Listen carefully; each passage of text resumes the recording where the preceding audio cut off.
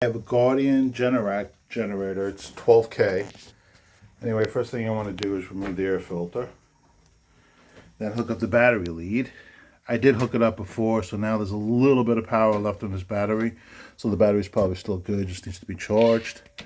Anyway, there's not enough power. And see how it lights up a little bit on the top? If you didn't see the lights are right here. These light up.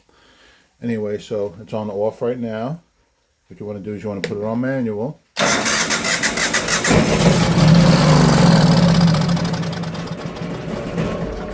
Okay, the reason why it started was I sprayed some carburetor cleaner inside of it. I'll do it again for you guys anyway.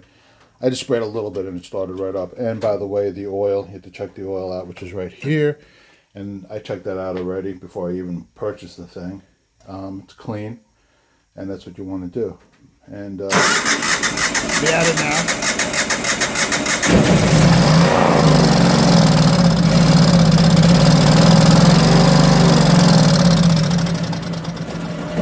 Okay, you guys got the idea. Anyway, this thing runs, it's good, and it says everything is cool. Anyway, take care, have a great day, bye.